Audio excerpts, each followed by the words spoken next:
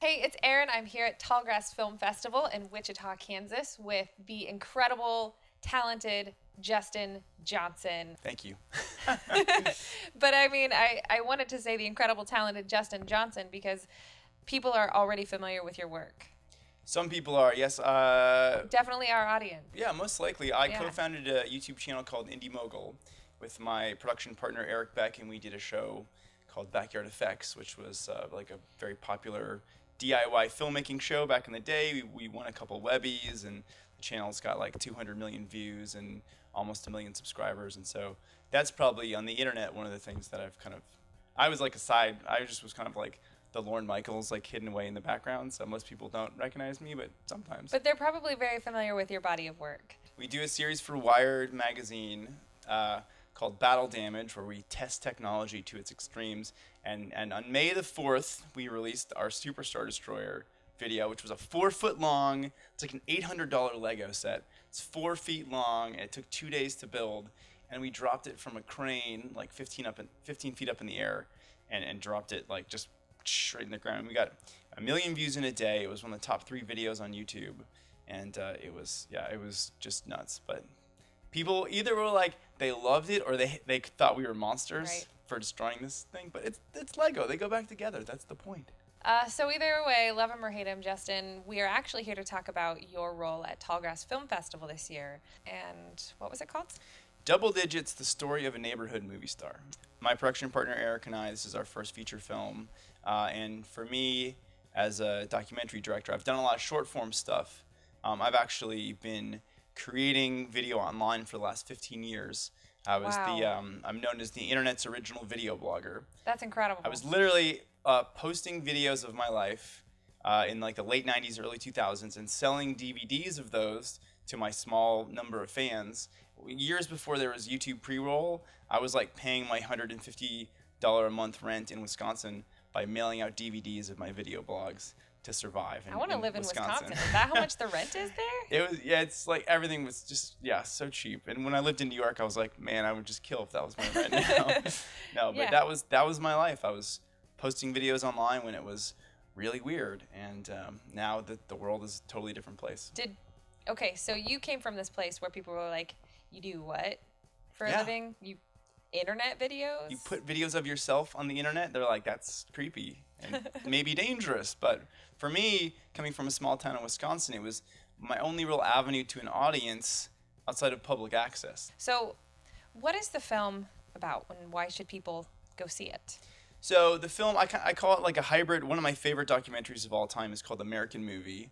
And I call it kind of a hybrid of American Movie and Be Kind Rewind. It's about this really inspiring DIY YouTuber, actually, who lives right here in Wichita, Kansas. His name is Richard R.G. Miller. And he creates these like incredible, epic blockbuster, I say Michael Bay style films. But he plays every character, sometimes talking to himself in split screen. And the other characters are played by dolls and action figures that he kind of puppeteers.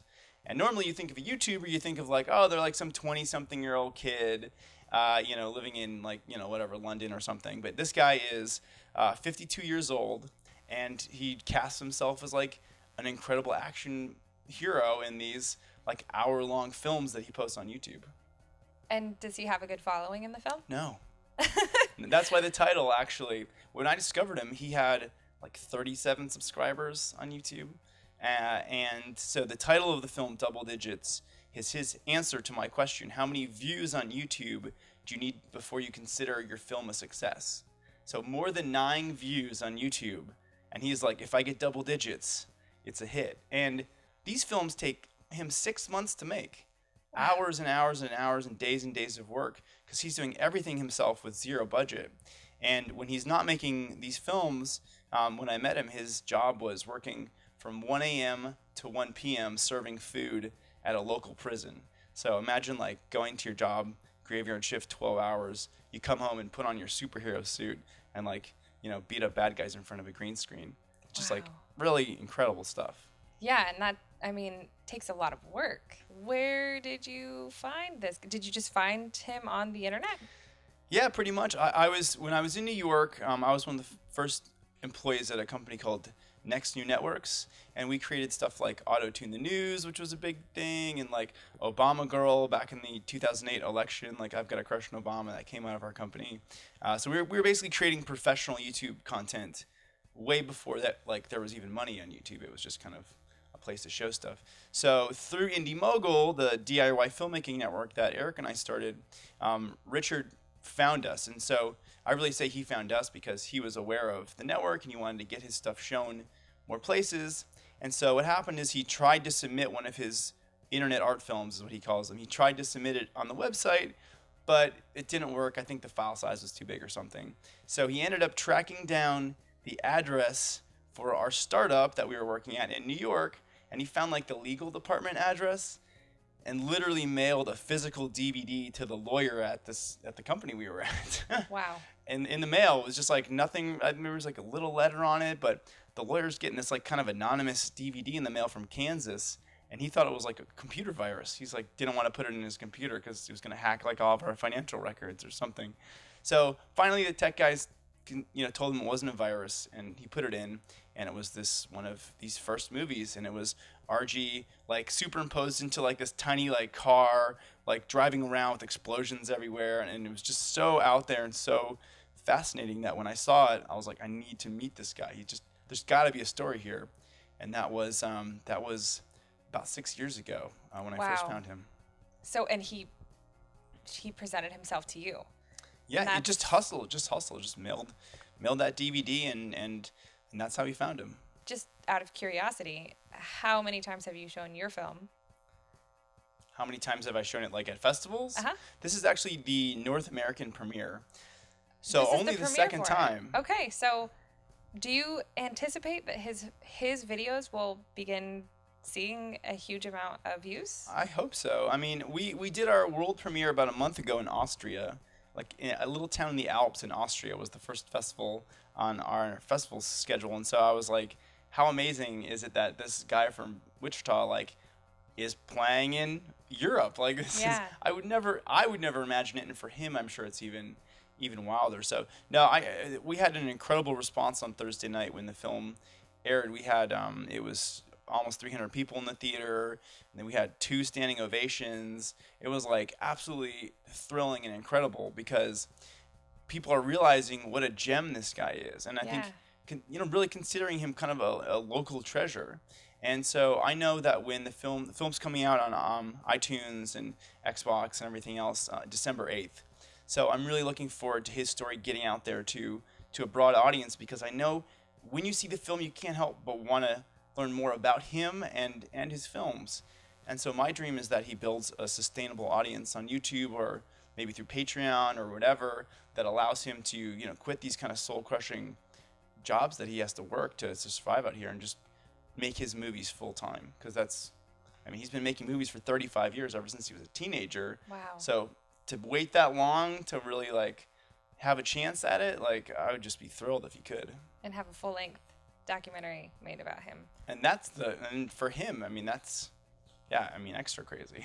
I still can't get over the double digits. Like double digits. No wonder there have been a lot of other filmmakers talking about this film, and there have been a lot of other Patreons here at Tallgrass Film Festival talking about their excitement to see this film. And really? Yes. Well, just before you came in here, there was another filmmaker who said, "Oh, I'm so excited about your film, and I'm really looking forward to seeing that." So it's gonna be great, and I think that our audience will really appreciate this, on a website that shares a lot of cosplay, a website that shares a lot of people doing super nerdy things like making films in their houses. This is going to be great to show what people are doing, and they're doing their passion even when they have to work 12 hours a day. Oh yeah, and RG is like such a fan of films and really that kind of nerd culture, because so many of these characters you'll recognize his latest film that premiered here. He's got like little Ghostbusters action figures that are like in his films, and like he's like kind of doing his own version of the Dark Knight in double digits called The Masked Man. He's like always homaging these incredible like blockbusters, but he makes them for just no money. It's just cardboard and duct tape, and it's a grown man just playing with toys. But he's so earnest about it, and it's so pure that any audience especially I think, an audience like you guys have, like, you can tell when you're being pandered to. Like if a movie Definitely. like, we're gonna make this comic book movie, and you just know, like, it's a bunch of executives just kind of like, we're doing this to make money, but it's so clear that RG's films are just done out of passion, and I just know, a discerning audience like you guys have would really pick up on that and appreciate it. How can we follow your film on social media and be updated on all of the incredible, milestones for distribution? Absolutely. So best place is probably Facebook. You can just find us facebook.com/doubledigitstock, and then you can also go to doubledigitstock.com, and we have a link to RG's YouTube page as well, on there. So through those two places, you'll be able to find us, and I would love to break 500 likes on Facebook. That would be great. I think you guys can help us with that. I think you definitely will, especially as your film starts touring around the country. I don't see why. I mean, don't you picture your film being everywhere soon? And I think for me, it's just great because it's a vessel for this really inspiring creative guy. And I just know it's going to have this ripple effect for any, not just filmmakers, but for any creative person who's ever had a dream and told themselves, I can't do that. It's impossible. After the film, I had comments from other filmmakers who said, oh my God, I watched this and I felt so lazy. It's like, I have no excuse to not do these things that I want to do. And that's really the effect I hope that the film has on as broad an audience as possible. Well, thank you so much again for joining me, and I hope that you enjoy the rest of your festival, and the best of luck to you and your film, and the best of luck to RG.